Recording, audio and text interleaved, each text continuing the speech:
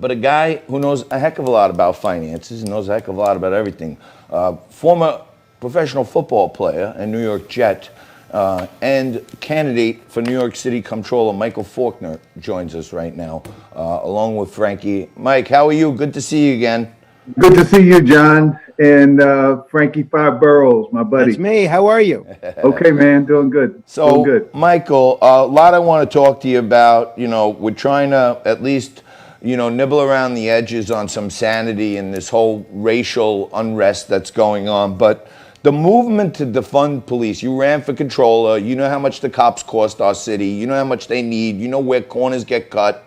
How bad is this for New York City? And as it seems to be becoming a bigger movement, how bad is this for public safety? It's ludicrous. It's crazy. The term defund police, I think, is a non-starter for me. That's like saying we're all going to, put on, red flags and wave the anarchist flag, because it's crazy. But I do agree that police work needs to be segregated a little bit. I say the term, excuse the expression, segregated, or change the way it's done. As a pastor, and I'll give you this brief story. As a minister in New York City, I had a suicide call once. I called the police officers, which is our protocol. I go to the scene, to be with the person, and because just as backup in case whatever is going to happen, I call the police. They show up literally guns drawn, and I'm not kidding. And I'm like, guys, what are you doing? This is a suicide. This person is going to harm himself, not anybody else. We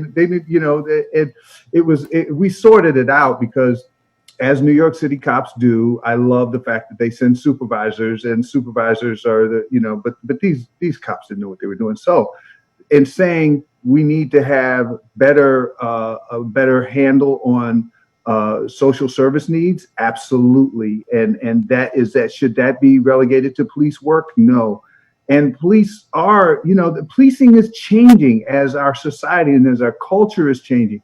But to defund them, no. They need more money, and we need professional law enforcement officers, professional people to protect us and defend us from the crazy nutcases that are out there. But we also need to be able to figure out exactly how to better give assignments to people who need it and not need it. It is funny, Michael. 6 years ago, the city council was very pleased and very proud of the fact that they added 1,000 new cops, and those 1,000 new cops helped play a role in breaking what was a cresting crime wave in New York. Violent crime was on the uptick. They hired these 1,000 new cops, and essentially it stopped and went back to even lower levels. Now those very same politicians are actually trying to undo what they did 6 years ago. I do want to ask you, Michael, because I know you moved down to Philadelphia to be a pastor down there, and you're doing some great work down there. One of the disturbing things to me in this that we've seen the last couple of weeks is the tendency to deface, vandalize, and destroy statues and monuments. Now, you guys in Philadelphia, you had a mural of or a statue of Frank Rizzo.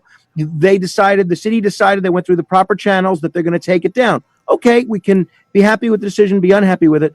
But also in Philadelphia, they just took down on their own, these protesters, a statue of Christopher Columbus. I'm curious, what's your reaction when we see these statues, which in some cases have been up for 50, 60, 100 years, taken down not by a vote of anybody, but just by an angry mob? Well, I think you have to look at the angry mob, why they're angry, and what they're saying. And it's hard to hear somebody when they're screaming and throwing bricks at you. I get it. Okay. So mob mentality is not necessarily a rational behavior. We're going to sit down and let's talk about this. However, we must acknowledge that there is pain, anxiety, there is stuff out there that has been hidden beneath the surface of American culture for hundreds of years. It goes back a while. So this is not new. This is not just new. This is America. And it is an upheaval of stuff we have not dealt with properly for years. Now, I do not support the continuation of Confederate statues or names on bases and so forth. I don't support that one iota. I think it's crazy. The Confederacy lost. You know, they lost the race. Now, as far as Christopher Columbus, statue of Christopher Columbus, listen, we don't want to go back through revisionist history, but there were some things that they're saying Christopher Columbus did that were not in fitting with our values now. Okay, who didn't? As it relates to that. But I think we have to look at this. I don't agree with rewriting history books, tearing out pages that you don't like because of the bad things that we have now discovered that the people did, and we, erected the statue. So, the Frank Rizzo statue was supposed to come down anyway. The city council was talking about that, and then the George Floyd, upheaval happened. Hey, Mike, totally with you on the Confederate stuff. It's just an agitation, and to me, there may be some homegrown love for it, but the losers don't get statues. That's anti-liberal. There's no participation trophies in war, right? The losers don't get the statues, not on our bases where we have a whole different climate and temperature about equality and race. So it's just an agitation, if you ask me. But, as an Irish-Italian kid from Staten Island, Christopher Columbus to us has been always someone that, wow, he kind of found America, depending on which version of American history they used to teach in school. If you're of Italian-American nation of origin, you kind of think like Columbus is one of us who did something great. Were his morals in line with current culture? Maybe. Were they wrong? But, the accomplishments there. So, I saw places where they're knocking down statues of people that were anti-segregation. It's just like mob mentality. What tools do we have to stop it and have a normal conversation? Well, I think we need to start having a normal conversation and realize that some of this anger will quell as once we start having real conversations. It's just like John, you were talking about the market, okay? The reaction in the market, the way the stock market is doing. This is a reaction to what happened with George Floyd, but it's got to move us to a place where we take definitive action now for things that we should have done hundreds of years ago here in America. We've got to divest ourselves from slavery. We've got to divest ourselves as Americans from the Confederacy. We've got to stop, allowing that. Like you said, they were losers. They lost the war. Yeah, I'm not down with that.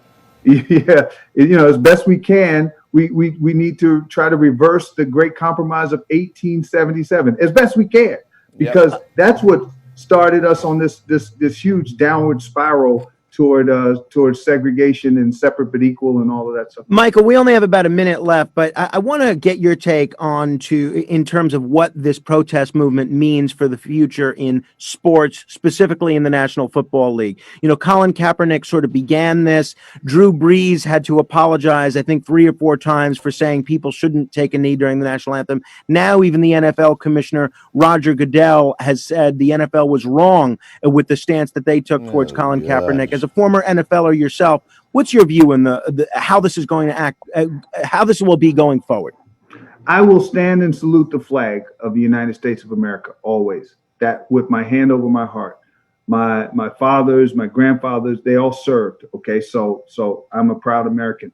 I get it. The protests, people are angry, and as Americans, we not only have the right, we have the responsibility to protest peacefully and let our disagreements be known. Yep. There's a political process, and sometimes outside of the political process, we get involved. Breaking windows, glass. I don't agree with that. Faulkner, we got to leave it. Mike, we got to leave it there. Thank you so much. We got to run. We'll check back in with you very soon. God bless you, and thanks for joining us. God bless. Thanks, guys. On Liquid Lunch. Stay right there. Back at you after this.